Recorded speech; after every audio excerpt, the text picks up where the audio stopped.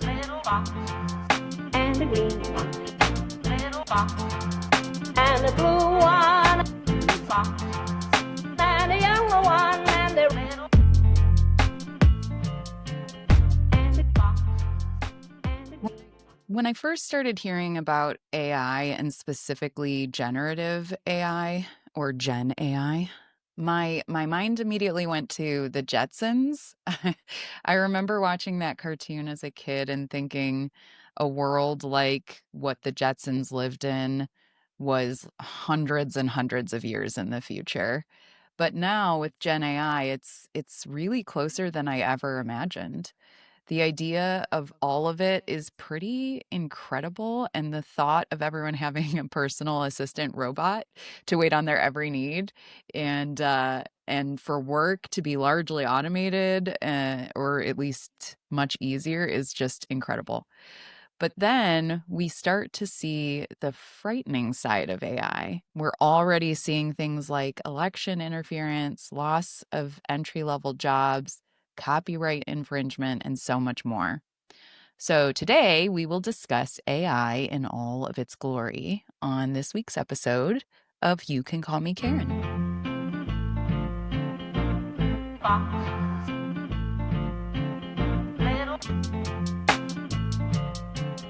Little box. Hello, ladies. This is Karen. And that is my lovely co-host, Manny. Hey, Manny. Hi. I just saw Lilo and Stitch with Millie, and that is like one of the ways Stitch says hi in the beginning. Remember when he tries to pose as a dog? He's like, hi. No Lilo and Stitch fans over here?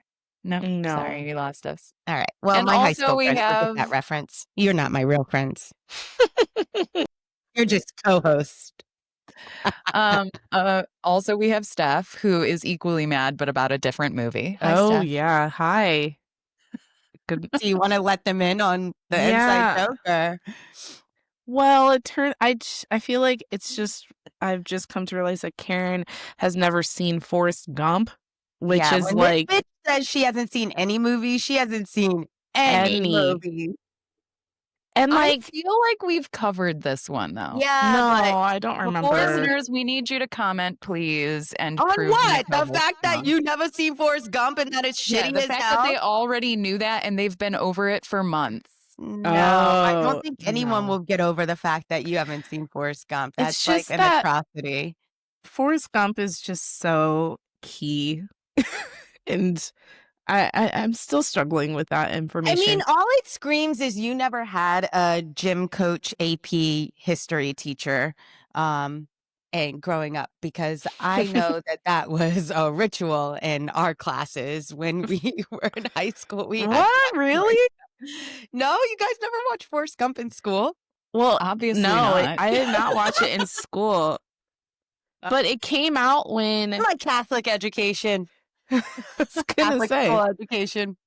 Paid it big came bucks. out when I was in, I think, like 6th grade, and I remember we would always quote that movie, and we'd be like, "Jenny," and like Yeah. it was just like, I remember that. yeah, You don't remember shit. Shut up, bitch. I remember the quoting, and I remember Run, What would Forrest, you do Run. when people Run, quoted? Forrest. What would you do? Would you do that when people quoted? You'd be like, You would just yeah, say it back good to night. him. I was just there. I just Uh-huh. went along with it. You're like, yeah, life's like a box of chocolates, right? Chocolate. So funny. Yes, it was so quoted that I knew all the quotes. I just Mhm. didn't know them in context. That is a movie I'm gonna task you with Oh watching. my I think God. it, No, like You thank gotta as watch an it on the adult. plane. Watch it on the plane on your way to New York City. Oh, That's your homework. With my 7-year-old child in tow. yeah. He can't watch it, or he doesn't have fucking Lilo and Stitch access. Come Wait, on. you're not talking about Lilo. We're talking about Forrest Gump, right? Yeah, no, I'm just Yeah. saying that he can't watch his own movie. Yeah, You guys he'll always watch his watch the same movie. movies on the He flight? can, but I don't typically. What I can say, you're just I making don't watch excuses. movies is the thing. The Mm. thought of just sitting still and watching a movie is a lot for me. I did do that though. with Maxwell last weekend. We went and saw Elio. Oh yeah, I Which- heard of this. Yeah, it was cute. But Snow that's all I Globe. watch now. I've seen all of the Disney movies except Lilo and Stitch, apparently. Jesus. But I'm sure that's coming for me. Or not, I don't Anyways, know. that was nice. I was going to ask how you guys were doing because I feel like we haven't checked in a while, but I feel like We're pissed. You're going to get a perfect You're going to get a segue. knuckle sandwich. Oh my gosh, that makes me think Oh. of all the memes of like, you're like, if I know I've sent them to you guys. Black people being asked like, "What's your favorite white person?" Yeah. Like white What's your favorite? personism. Oh, Yeah, white personism. You're Why I'm going to give you a oughta. knuckle sand. Yeah, exactly. You're skating on thin ice, buddy. Yeah, Yeah, you're thin ice, bud. Yeah. All right. So on that note, ladies, this week I want to know who you calling Karen. I have one. Good. Let's do it. Go, Okay, Steph. so mine is okay. So there's a really popular dancer named Jenna Johnson. She's on Dancing with the Stars. She actually just won this past season. She was partnered with the guy from The Bachelor. You guys know what I'm talking about? Jenna? I Oh, need to she's pull so up a popular. picture. Yeah, I know exactly who you're talking about. Oh, I feel like I do know. Manny, I actually, thought that you watched Dancing with the Stars. You don't? No. I don't she either. was on So You Think You Can Dance. a long time ago. She Yeah. was, and now she's on Dancing with the Stars. She's All married right, I'm gonna look to her up. another ballroom dancer named Val. Oh, I know. Yeah. Yeah, Jenna Jenna and I didn't realize they Johnson. were Jenna married. Johnson and Val. I don't know his last name. They're married, and she's on Dancing with the Stars now. But yes, she was, and So You Think You Can Dance. And the two of them teach on one of the circuits that my studio goes to, Oh, and so I really like her a lot.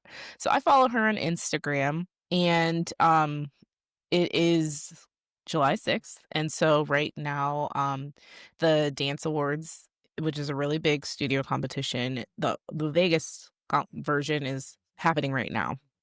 So Jenna and Val are in Vegas for the Dance Awards, and they teach their class together. So the class is Jenna and Val, and they're amazing. Like, just perfection.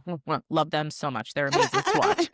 And so they post like, "Oh, I'm on the plane. Like, we're on our way to Vegas. We're in Vegas now." And then her social media is really fun to watch, and she just posts a lot, and it's fun. Then they have a son, and his name is Rome. He's adorable. He has like a little ponytail. He's over 2, like just turned 2. And so she's like, he's here, and posts that so I don't know if he was like with a nanny or something and then joined them in Vegas. And so she was showing pictures like, he's here, and she's like giving him snuggles and like big hugs, and he is dancing and having a good time, and it's just like so cute. But then one of the pictures that she posts is of him, she's holding him, and he is drinking from a bottle, as in like a bottle. And he's Like a baby bottle. like a baby bottle. And I'm not gonna lie, I did think to myself, like, oh, he's still drinking out of a bottle. Oh well, like whatever. But I thought to myself, oh, it's probably a little old for that, but who knows? Like, everybody has their own thing. Quinn, we're still working on getting rid of her passing. So, shit happens. And so it was like a fleeting thought. And life moved on. A day or two later, she posts, "Hi, everybody," in her stories. I got a lot of messages, direct messages, DMs, Wow. commenting on the fact that her son was drinking from a bottle. And she was like, she's like, "I know I share a lot of my life on here. And, sometimes I am willing to hear some feedback. And if you have some advice on how to whatever, okay. But I also got this message," and she screenshot it and shared it. And this woman had the mother effing audacity to write her and say that fat R word is too, R word is too big to be drinking from a bottle. And she was like, yeah.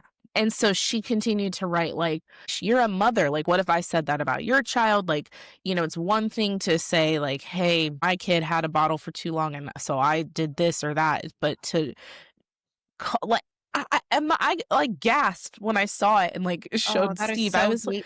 it just made my stomach churn. Like, what the F is wrong with people? What is wrong with Seriously. people? Wow. So Oh my goodness. yeah. That's so And sad. and it's so upsetting because she doesn't have to share her life like she does. And Mm-mm. but I really like her account because I feel like it's real. And I relate to her a lot because when she was on Dancing with the Stars, her son was home with Val because Val wasn't on the show. And just like that, like dad taking some extra parenting time and some solo parenting time and stuff. And she always praises him like he's the real MVP. He's been doing this. And so I was like, oh, I love how she's sharing how she's parenting with her partner. And she just shares a lot of cool perspectives and she's killing the game in the dance community. And Yes. now, someone's going to come after her child like that. Like, Right. no wonder people don't want to share their lives and stuff. And I feel like she has had a really positive impact on me. And I feel like she's going to probably claim up a bit. And as she should, because F that Yeah. bitch. F that bitch. That is so gross. Gross. To talk about somebody's child like that you don't even know. Like, to talk about anybody's child like that is really horrible. I don't know. I'm sad that she had to experience that, Me too. But just like on top of what you were saying, like other people coming in and commenting on it, which I'm also surprised anyone in our personal circle hasn't commented. Why was she surprised by that? I don't know, but like, I was surprised by like people saying anything. But how old is the kid again? Over 2, like not quite 3. Yeah. Well, I mean, it doesn't really matter, Yeah, I mean, but like everybody has their things that they work through with their kids. Like, it is what it is. Like, yeah, And you mind know, your own damn mind your own business. fucking Like, business. mind how your are you own gonna criticize business. her parenting? Like, Right. like your child, unnamed lady, is just perfect all around. Yeah, Has hitting never all the had a developmental single- milestones. Yeah. That's just sad. Oh gosh, the Sorry, I was just audacity, pulling like up you her said. account because I wanted to see her family and her baby and stuff like I that. know I'm not really one to like. I would not. She's a celebrity. Like but I typed up a message. Like I was gonna send it to her. Like, girl, you're Aw. killing it. I typed up this whole thing. You are an amazing mom. You were doing the damn thing. F that bitch. And then I deleted it because she doesn't need a random message of little old me. But I just couldn't. I was so sick to my stomach. Yeah. But Yeah. Jenna, if you're listening, I adore you. And I think that you are an amazing mom. And you are just a fierce bitch. And you better work, mom. You better go. work. Ah. You gotta work. And that baby can be sucking on those nipples till however long he wants. When Okay? he's ready. Okay. When he's ready to release, he can. When you say it like that, it's very graphic for me. Yeah, that Makes me uncomfortable, lot. but I hear you and I Well, support some you. people, right? Don't some people breastfeed until Yes. right? So what's the difference? What's Like, the diff? what's the difference? Mhm. A nipple's a nipple. Mhm. Well, Greg, I have nipples. You want to suck on mine too? I don't think Karen knows the quote. I But do. It's meet the parents or meet the Fockers, one of them. Yeah. I've seen Wow. I've seen all the dumb 90s and early 2000s comedies, That's my No, I don't know, No, I because don't your know. Forrest argument Gump came was out in that you 93. didn't have enough attention span to sit through a movie. So no, you can't say that. Yeah. You I can. lied. Yeah, okay, thank you. With some accountability here. No, okay. Speaking of accountability, so I'm finally gonna do it. My Karen of the week is white supremacy. Hey. I'm just we gonna have get all it out there. taken accountability for, right? I That's where just- you're going. Yeah. Well, I'm just going to get it out there. So there is a TikToker who I follow named Justin Scott. He is just there is no word to define Justin Scott except for, I guess, undefinable. He is out of he is not of this dimension when he talks about the world in which we all live, and civilization and history and facts. And I sent you guys one video, and he Oh. can be very, he gets like, he's very deep and just, you have to like really have an speaking of attention span, to be able to like listen yeah. all the way through. And he talks really fast, but what he says, like if you are listening, it is powerful. So, he posts these videos, and one of the videos that I scrolled across last night was on the myth of white supremacy. Like, if white supremacy is supreme, then how come they had to? So basically, like, if white supremacy is supreme, then how come they had to like enslave people and then have Reconstruction? And then have Jim Crow laws and segregation. And why did it buckle under like a bus boycott? Like, if white supremacy is supreme and like better than everything, then it wouldn't be scared of these like movements, essentially, you know? I'm paraphrasing. He does a way better job of talking about it. But one of the things that like, what I was just like, holy smokes. He said white supremacy is built on stolen rituals, suppressed ancestors, and rebranded myths. They conquer other societies and put the brilliance of a few in boxes in a museum and call that civilization. I was like, what?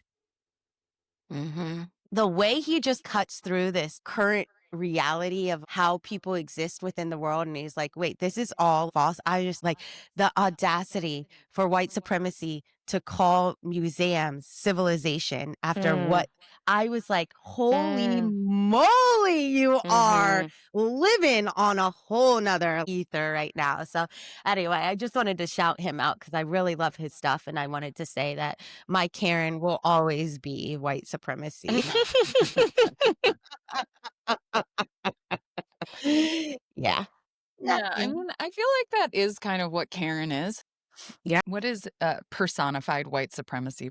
Whoo! Mhm. Personified white supremacy. Yeah, that's my big word of the day. I'm out. Damn. Yeah. That's it Agreed. right there. Agree. All Like right. the inability to mind your own business, Yeah. colonization. Yeah. Yep. Yeah. Or this idea that it's kind of similar to what we talked about last week of, I'm gonna take this from you. You had it all along, but I'm just gonna call it this other thing. And Yeah. that's what makes it better than you.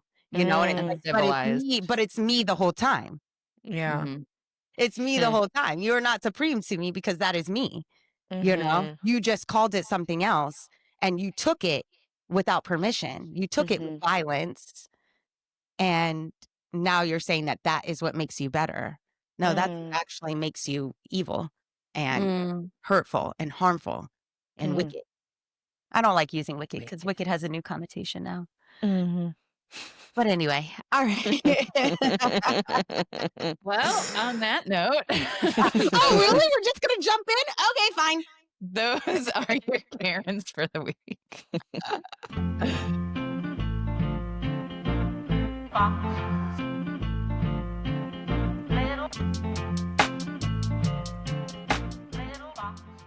All right. It's such a smooth segue from white supremacy to Gen AI. So we're going to just do that.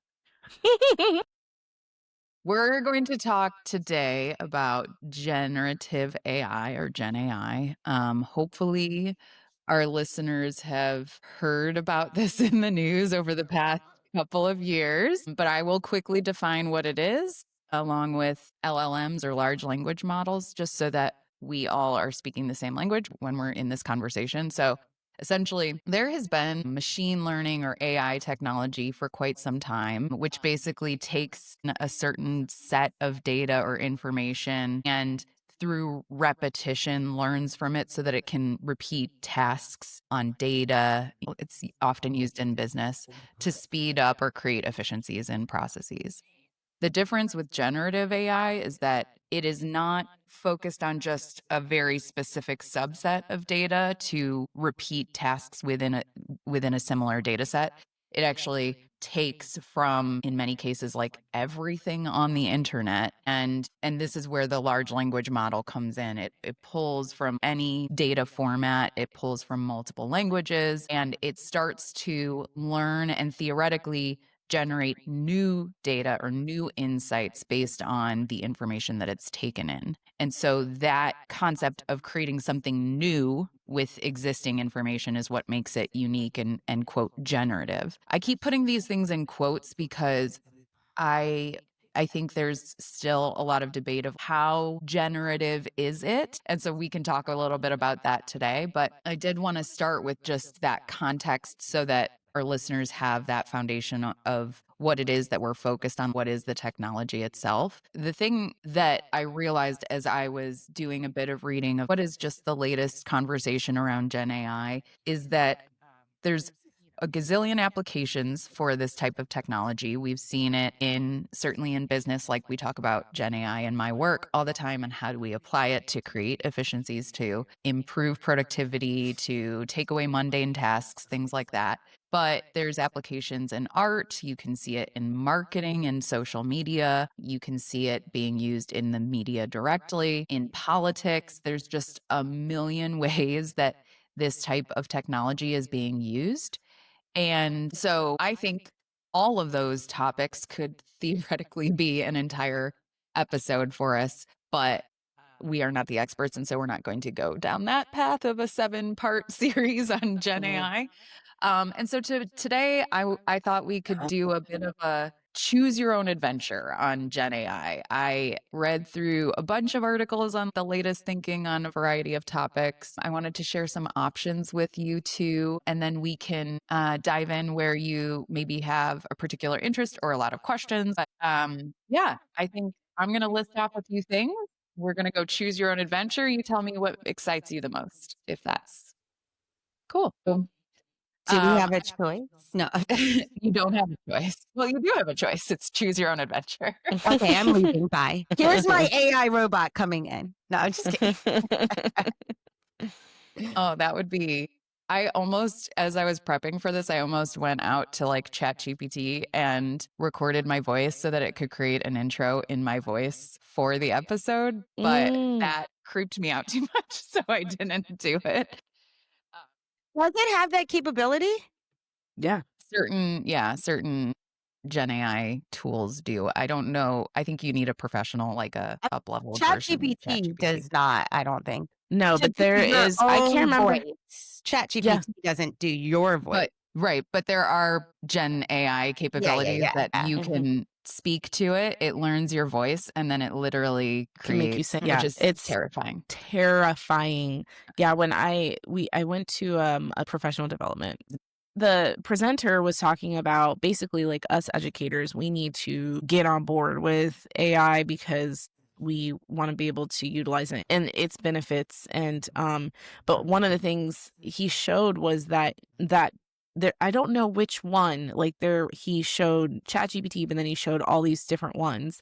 And there's one, like Karen said, you can record your voice and then it will take an existing message and then make a video of you talking, saying stuff that you didn't say. You could record something in a different language and it looks like you are speaking whatever language you're using that for.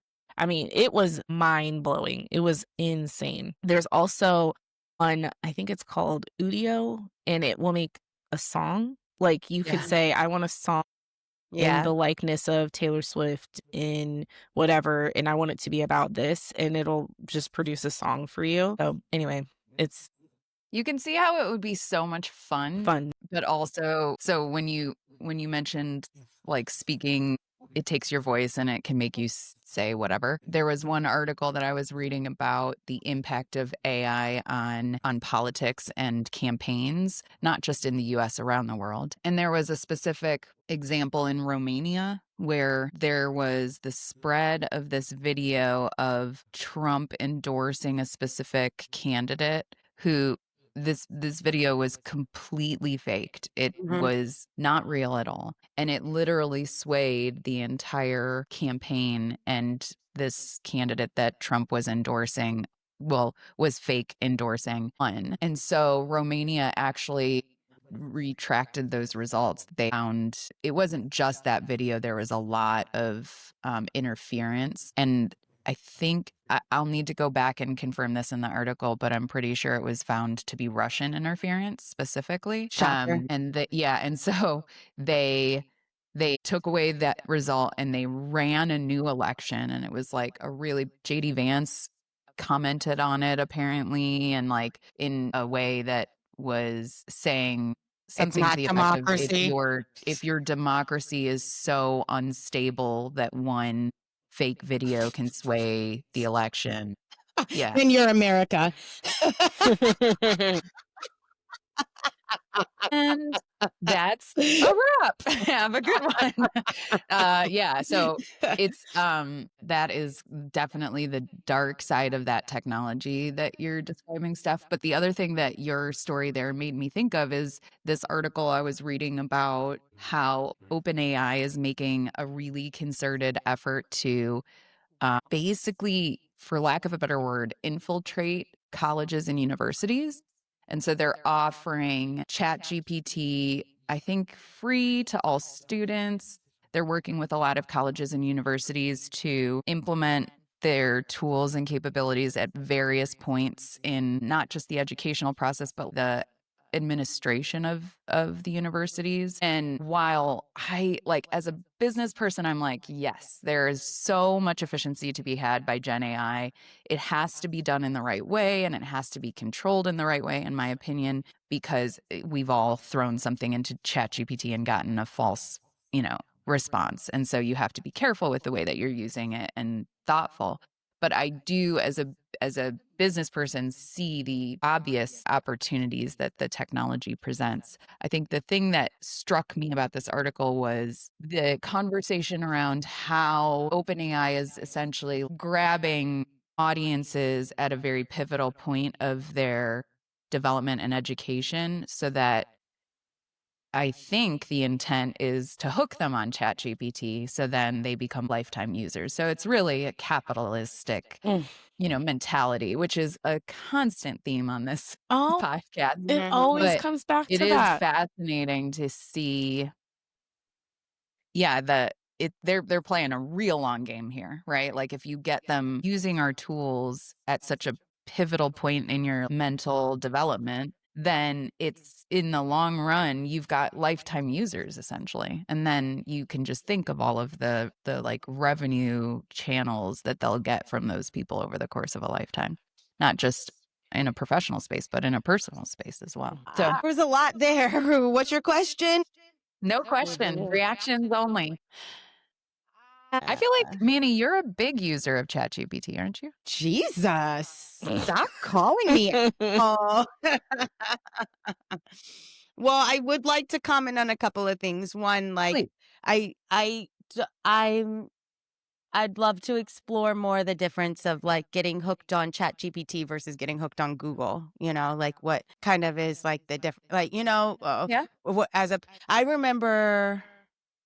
No, this will go into my next comment. That doesn't fit here. Just in saying of like when people go to a search engine, like what's the difference between a search engine and getting hooked on it of like, why is Google the preferred, I guess because of the like accuracy, it doesn't hallucinate, quote unquote, it doesn't hallucinate. But now there's sponsorships or whatever that get on the like top page that are paid for, there's like an equity issue too with like Google that I think also exists, which what you were saying with ChatGPT. I can say from my own personal experience, our university has not had those conversations with outside organizations for ChatGPT. I was just in a forum in the beginning of the summer around ChatGPT and higher education, and it was just a group of professors. To your point, how the conversation a decade ago was like, oh, computers in the classroom. How are we going to manage computers in the classroom? And many people were like, it's coming, like, get over it. Like, you need to learn how to teach on a computer as opposed to fighting the fact that a computer is coming in a classroom. It's a similar conversation with ChatGPT and AI of like, you need to learn how to teach it for our students as opposed to fighting the fact that it's actually here. And this was my experience of like, I had a term paper in the last semester that I assigned to my students, and I ended up just like emailing them out 3 weeks before the term paper was due that like, I'm removing that assignment because I knew they all would put it into Chat GPT. So I'm like, well, if you don't want to write it, I don't want to grade it, then why are we even having this? There was a very strenuous assignment that they had to do in order to pass the course, or like as a final assessment, which actually was rooted in their research around AI. But like, that's the kind of thinking and innovation that like I believe education kind of needs, is like, am I really upset because they use Chat GPT or a tool that was like available to them? Or like, am I really upset with myself and my pedagogy that like just needs to change right now? Ooh, can I Let's pause jump in there on that for- really quick? Yeah. Because I'm a middle school teacher, so we're teaching skills of reading text and referencing it in your writing, and claim, and then evidence, and then warrant, and like all that kind of stuff. And then when you're an English teacher and even social studies, and then math, when our students are assessed by the state at the end of the year, half of the assessment, you're not allowed a calculator. So they need to be able to problem solve without any calculator, any sort of like, they're not allowed to have their notes or references and stuff like that. And so Wait, when sorry, you're did you just say that the statewide test, they're not allowed to use a calculator for part of their state correct, assessment? yes, elementary, all of elementary, I think, is no I calculator at all. remember that. 6th grade is half non-calculator, half calculator. 7th grade is half calculator, and then the other half is no non-calculator. And then 8th grade and up, you're allowed a calculator. So when I moved from 8th grade math to 6th grade math, like I was just like, this is, because it's basically, Bananas.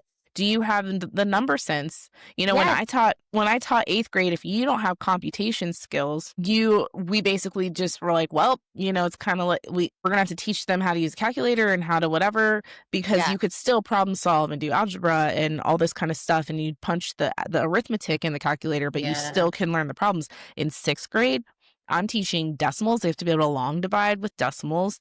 Without a calculator, they have to be able to do ratios and proportions without a calculator. They need to be able to divide fractions without a calculator. So half of the year is, if you don't have number sense, you are struggling. Yes.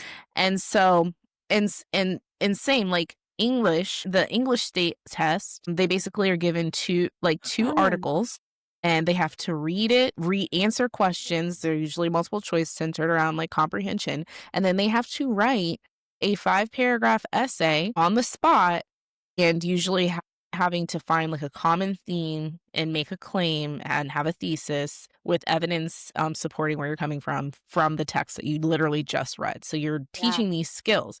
And so if throughout the year your assignments, the kids are using Chat GPT, then they're not exercising those muscles. So basically, we were more concerned about AI coming in and kids are just going to cheat through assignments, kind of like what you were saying, Manny.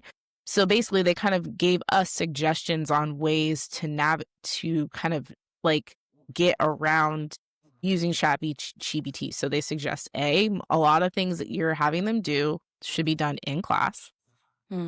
Also, the questions that you're asking them, if you make them specific, like something you said in the room, like now I know can't where you're remember going some, with this, but yeah, like make like it make it specific, more like ChatGPT wouldn't immediate. know. Yeah. Yeah, that Not ChatGPT publicly wouldn't know. available information. Yeah, like, if you tell a story about, like, write something about some, like, breakfast food or something, like, make it something that they have to incorporate something's happening immediately in the room.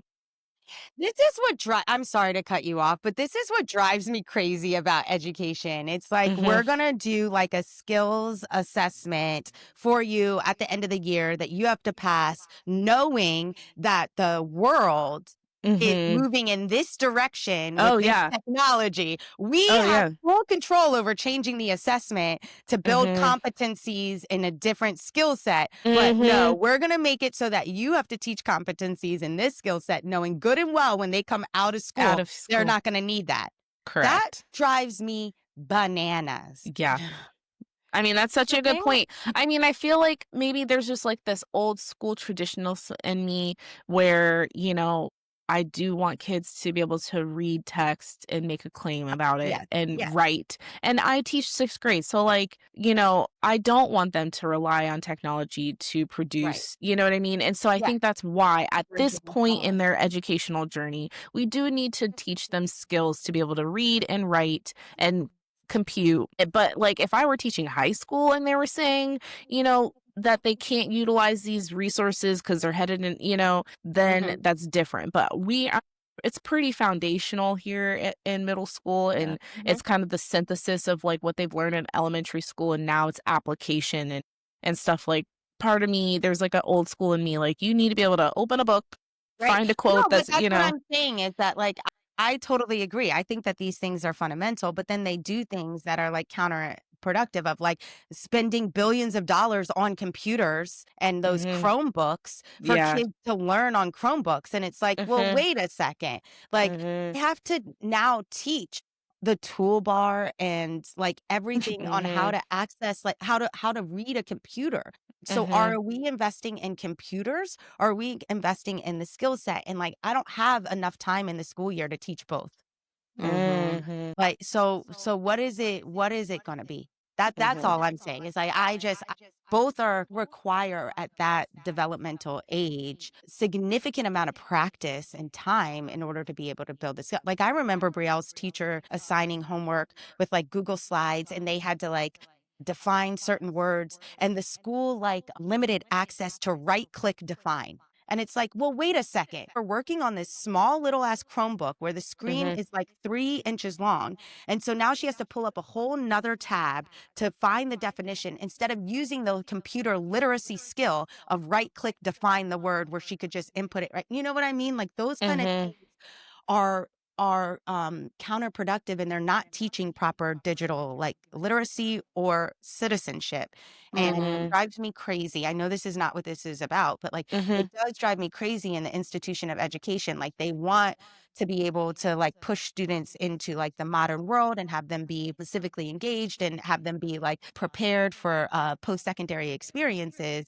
But then they do stuff like that like, okay, when are they supposed to learn it? And all it does is just build up frustration in a student where then they would want to go to Chat GPT and just get the answer quicker instead of learning how to do it with what's right in front of them. Yeah, I think that bit is important because what I was reading about with regards to education was this concern that by utilizing Chat GPT for everything, we are potentially eroding critical thinking skills, which makes good sense on the surface. But the reality that you're pointing to, Manny, is that Chat GPT is there and other Gen AI solutions. It's not going away. And so what we should be thinking about is how do we teach our students to utilize the tools that are available to them in responsible ways.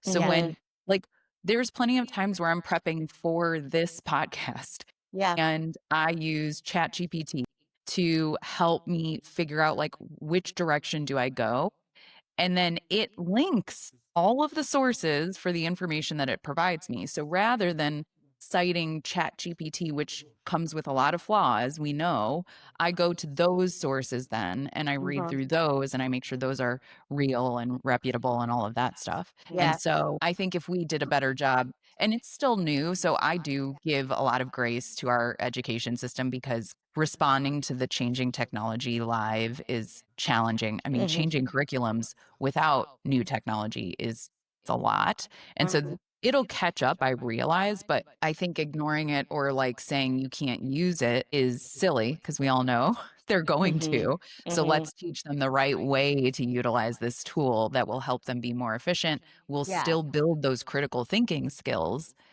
and give them access I to think information that's not like that was powerful. the conversation of our like forum is like, okay, there is a very thin line between what is like ethically appropriate and what is not. So like how can we have teachers using ChatGPT to develop a syllabus, but then student can't use ChatGPT for whatever you might, you know what I mean? Like, why is it okay because you're in a position of power to use ChatGPT for your main like course, like outline or development, but like a student can't use it for this? And then like, Right. what is the repercussion for a student using ChatGPT?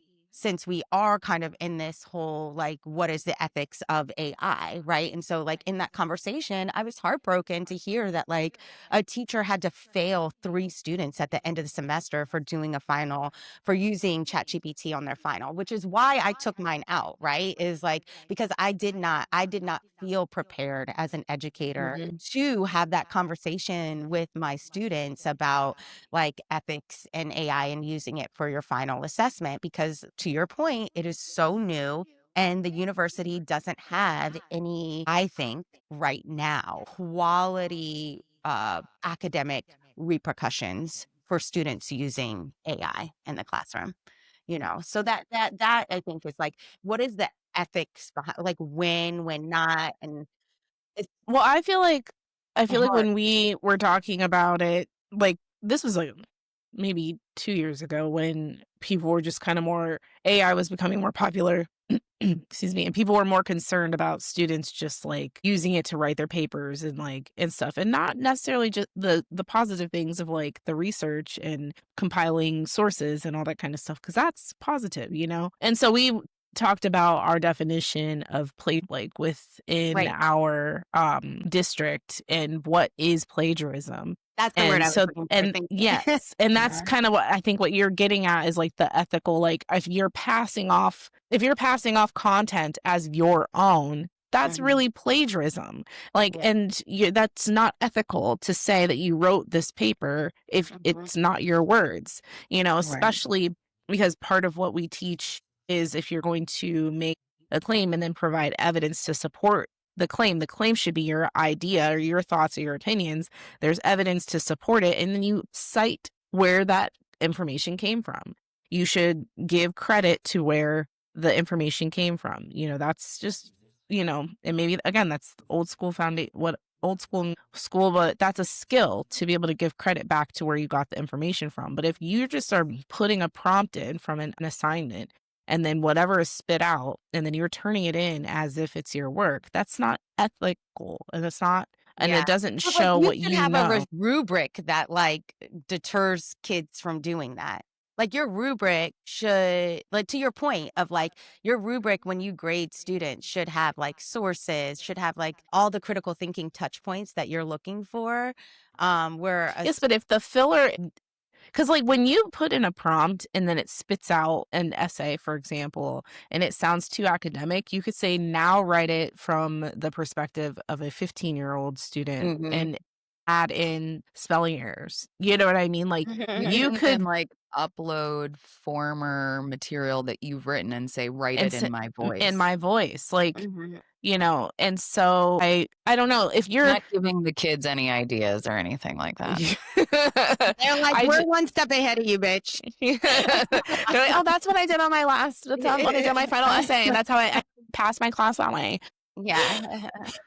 I don't know. I But just I feel think that like also brings up a good point of like equity, right? Because like I feel like certain subscriptions you only are You allowed get to like certain features. you get certain features, which like that like is another piece of like this conversation of like, okay, we talk about like how colleges might or might not be like collaborating with ChatGPT, but what about like high school students who are using that on like college, like to get into schools because they have access to like a Yeah. greater product than students Mhm, who don't, who are not paying for that. You know? So like mhm. there is some like definitely equitable conversations here too about the paywall. And on the flip side, one of my coworkers, her daughter is in college, and she's very bright, a really talented writer, and one of her professors assumed that she was using Uh, AI. And she had to, like, defend that it was her writing. She really did write it herself, and, uh, had to go through, I can't remember what all the steps was, and she see? is, like, a by the book, this kid, Mhm. like, you know, there's kids who push the edge, Right, she is not one of them. right, Yeah. right, Um, right, right. Bit And of a rule so follower. a big rule yes, like, yeah, and Yeah. she was questioned her integrity. That's terrible. See, like that's I can't take that. I can't take that. That's like that is heartbreaking to me, you Mhm. know? It's heartbreaking. I think another thing that like a piece of the critical thinking that I don't know, it just kind of interests me is that like if you are using it, I don't know if appropriate is is the right word, but when one of the presenters said like sometimes the prompting is like basically writing code to a computer. Like I think like that mindset Yeah. really helps me to like accept like this quote unquote movement. And he is like, and my prompts sometimes are 4 pages long, right? Like there's the Mhm. critical thinking is like Yeah. how you speak code to the computer is the critical thing. So like maybe it's more of like turn in your prompts of Mhm. what you would put Yeah, show into your work. It's like show the your Mhm. modern show work. your work, Yeah. yeah. Yeah. As I opposed to think that's something that a number of the articles that I will include the links to in our show notes, but a lot of them talked about the application in the business world and the risk that the what's formerly entry level jobs are now going away because they're being replaced by AI. Mm. yeah. And I think it's really interesting because, first of all, there's not really any data yet that supports the fact that entry level jobs are being fully replaced by AI. There's also a lot of studies out there that suggest there will be, oh, it was something like 70 million. I mean, it was some astronomical number of like new jobs created thanks to the invent of Gen AI. Hmm. So it's similar to, I think of like the Industrial Revolution or Silicon Valley Bedroom. boom, Yeah. like as Mhm. things as we have these large inflection points in technology or invention, everything shifts. And so the entry level position might now be like exactly what you're describing, Manny, is like students who have come up through the school system and learned how to write really sophisticated, really advanced prompts to generate even new ideas or new outputs. Yeah. And so while it's still an entry level job, the things that they're doing are actually going to be quite further along or more advanced than they would have been doing in the current world. And I think it's an interesting debate because we all get a little bit scared of like the new thing and change. But throughout history, I think we've realized that we're not going to make this thing disappear. It's not going away now that we have it. So, what are the right, first of all, regulations and controls that we can put in place at like governmental levels to make sure we're protecting ourselves and protecting people from the bad side of it? But then, second of all, how do we incorporate that into our education system so that we are preparing our children for the reality that is Gen AI in everything? It's going to be in business, it's going to be in healthcare, it's obviously going to be in education. You guys both already attended sessions about the topic. So it's like, yeah, And how I do we would add protect into that ourselves? protecting the environment. Like I think you have that as Mhm. one of the ones. And that's the one thing I would say on this whole conversation that is my biggest con is that these major data centers and all the Yes. water that is being taken to cool these data centers is a problem. And the amount of energy that's required is Right. going to be massive. Right. There are discussions, just to play devil's advocate for a second, there are discussions about using Gen AI to come up with different ways to mitigate climate change.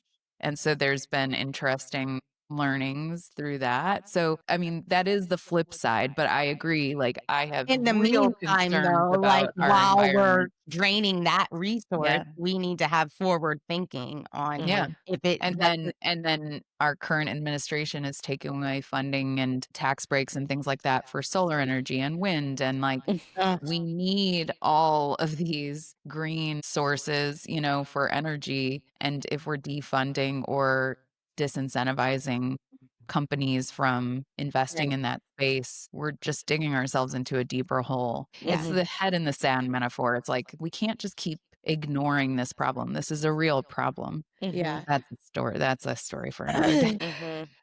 No, I think today's a great day for that because I think that that is one of the like things that I saw of what are we leaving for the latter generation? Like, wow. Mhm. Like, and Yeah. it's the same thing. Like, the only thing that made me think of that was like the Industrial Revolution. Like, while that was like a major advancement, what did it do to our natural Yeah. resources? You know, so it's the same thing for like our future generations of children who we all need to have more children because according to according to so, like, if you're gonna make us populate this land with these kids, Mhm. like, shouldn't we leave them something to, like, actually live on? I don't know, it's just That a was the throwback to, Customs Chad for those of you that didn't listen last week. Amazing. Well, I know we're getting close on time. I love that this conversation took a turn towards education. I know last Mhm. week we talked a lot about politics, so it's nice to kind of take a different angle this week. Any confessionals, anything that stood out to the two of you? Nothing? Okay, good. No, I was gonna say it's funny because I feel this is kind of like a brief little pity party because I feel like always these new things come and then they look to educators like, well, what are you gonna do Yes. about it? Like Yeah. it's my now it's my Now it's responsibility your to teach these responsibility. kids how to get the fuck out of here. I'm so sick of being responsible for society's downfall, but like, you don't want to Not pay me. compensated. You don't want to, make sure that my class sizes are small. Don't want, you don't want to make sure that education has all the technology. Like, my school is district as it's an affluent district. It's huge. And we're not even 1-to-1 on devices. Mm. Mhm. For, you know what I'm saying? It's like, "Grr." We don't have I think devices. you're better off. Well, no, we're not. I Because like you honestly said, do. I one-to-one started in our district in Virginia, and I honestly think a very nice library media center and like a very innovative like learning lab is way more effective. Well, I mean, I'm only speaking for like high school because kids have cell phones.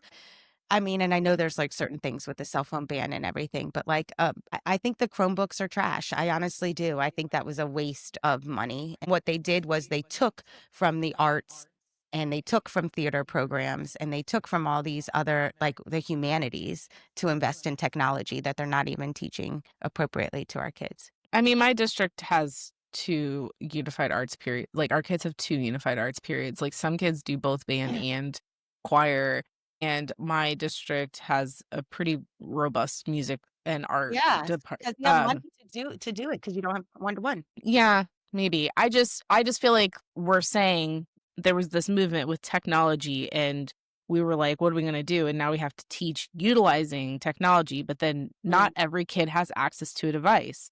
So then I have Mhm. students who come who don't have their own device, but I'm supposed to teach them how to use a computer and responsible research and all this kind of stuff and not everybody in the room. Like that's just my thing is like if I want equity, like everybody should have access to a device. There's certain programs that it's kind of there's more to it than just like I don't know. It's No, just I frustrating. hear what you're saying. I think, obviously grass is always greener. I just think like my big thing is like the screens and the eyesight. Like we talked about Brielle like had to get glasses and I'm like, well, it's cheaper than an IEP. You know what I mean? Like Mhm. because what we learned is that like she can't read off of those little computer screens, right? And so like Mhm. I just wonder like if we had really great like MacBooks or computer screens or desktops that the students could really navigate all these skills on, how deep their learning would go as opposed to the Mhm. surface level learning on like a Chromebook. That's all. And that's I will Mhm. die on that hill. That's just my philosophy.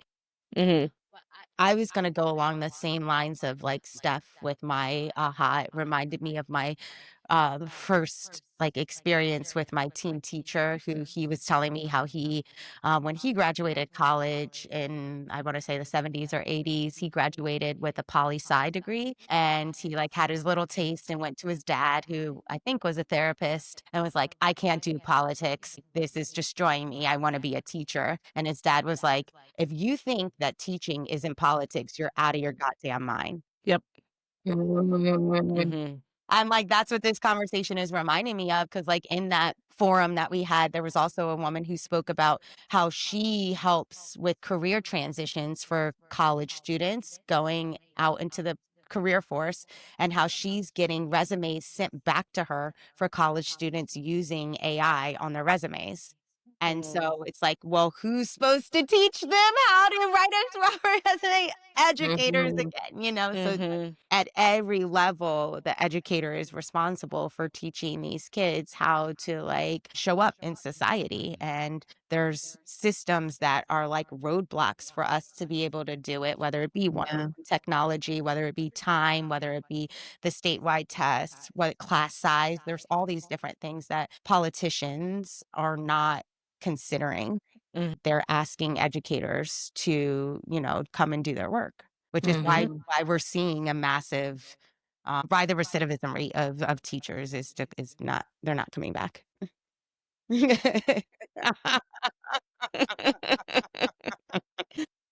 guys never cease to keep me hopeful. We're not coming back. We're not coming back. I was at a workout class the other day, and my instructor was like, something about my former middle school teacher self or something, and I was like, "Oh shit, man. They're just dropping like flies." Dropping like flies. All right, well, just another upbeat, encouraging episode of You Can Call Me Karen. Thank you for listening. For those that are excited to be uplifted again next week, please join us again. We're like the Daria of podcasts. Oh, good Yay, reference. we're Nah. I love that with the ball goes by her hand and she sticks it out. It's my favorite.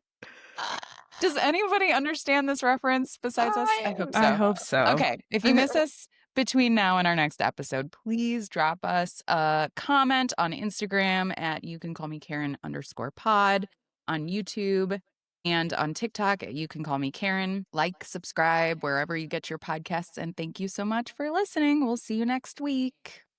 Bye, bitches.